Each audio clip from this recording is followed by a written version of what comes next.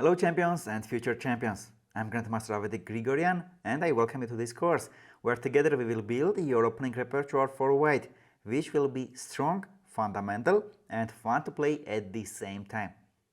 I'm not going to teach you unsound openings or openings full of empty threats and tricks that will only work against beginners. If I did, you might win some games, but you wouldn't learn anything from them and won't grow as a player. Instead, what I'm going to teach you are fundamental and strong openings that were used by numerous grandmasters and world champions like Fischer and Kasparov. We will play solid and aggressive openings, sacrifice, fight for the initiative and attack, or play positionally depending on the requirements of the position. At the same time, we won't play boring openings. My number one priority is to deepen your love of chess by teaching you openings that increase the joy you get from this game, so that you have fun when you play. Only then will you be able to improve and grow faster. We are not going to dive deeply into theory with countless complicated variations, where you will have a big challenge remembering it all. Instead, you are going to learn all you need to know for successfully playing with white pieces below 2000 level. In the future, when you grow your chess skills, you can jump to the main courses where we dive deeper into these openings. In this course, I will teach you the first moves and explain the ideas and plans you have in each opening. I'm not going to ask you to blindly memorize the variations. Never. I remember at school in my first grade, my English teacher was explaining to me past forms of verbs and that we add "ed" at the end of the words. I easily learned play, played, look, looked. And then we got to irregular verbs like lose, lost, see, saw. I asked why. Why don't we apply the same principle to irregular verbs? And she said, there is no explanation, just remember it. I left the lesson in tears and ran home. Since then, I hate blindly memorizing things that have no explanation, and I don't want you to memorize anything blindly, as even if you do, you will forget it shortly afterwards and will not have much fun. So we will replace the word memorize with understand, and very often we'll ask the question why. Before each move, I will explain to you why we make it. One more thing. Many people love to create videos like learn the Sicilian in 3 minutes. We will not have any bullshit like that. Within 3 minutes, we will just understand the ideas, the upsides, the downsides of the variation. So when I show you the moves, it will be easy for you to understand and remember.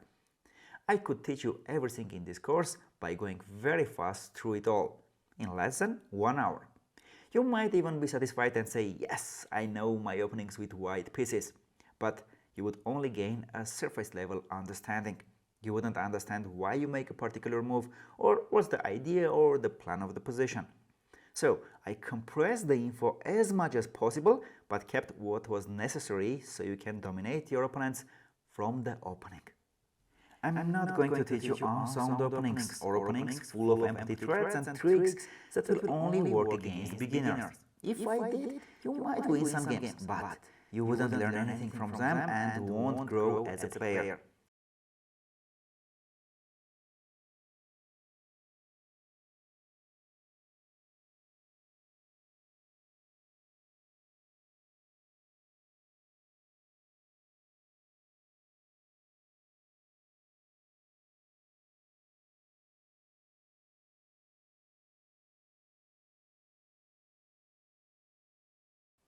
Champions, I started my chess career by playing d4.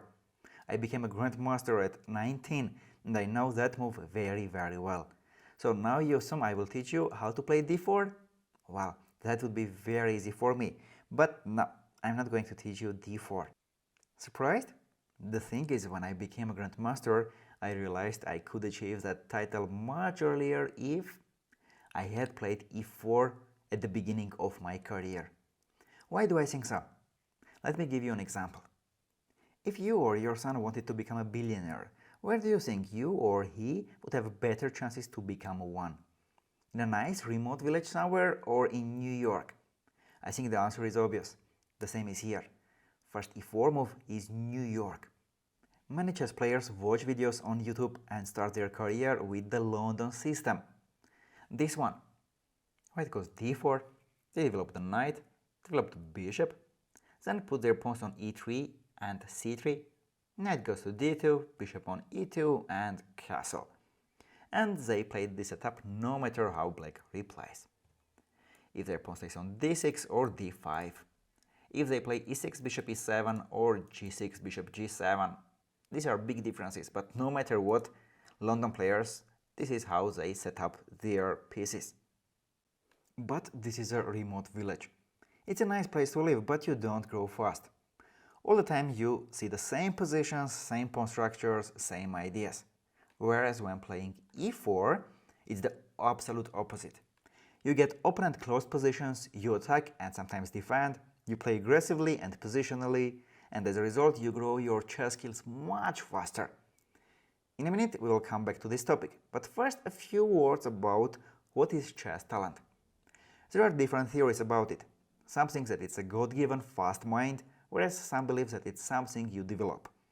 I firmly believe it's a strong foundation that you build when you start your chess, and which opening you start with is super important.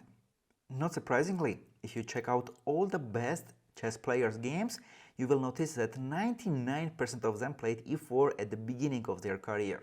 Recently I had an interesting conversation with a grandmaster that has been in the top 10 of the world for the last 10 years.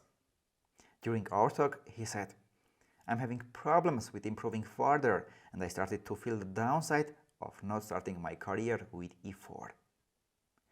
Not all of you will have the ambitions to become a top-level chess player, but no matter what your goal is, you will improve your chess much faster if you start with e4.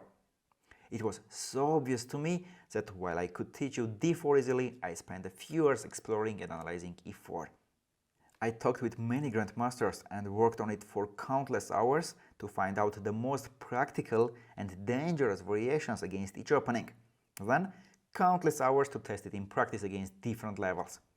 When all was ready, I created a video course which became popular very quickly, and you can find it in our website.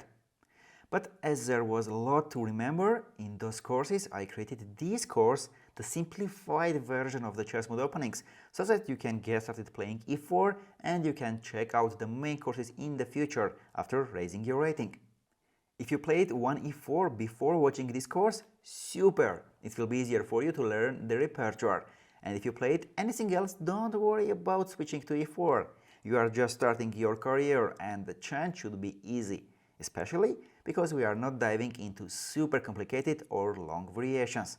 You need to learn very little to start playing e4, and I will be there to show you everything step by step. And by the end of it, you are going to have a very strong, fundamental and fun to play opening repertoire.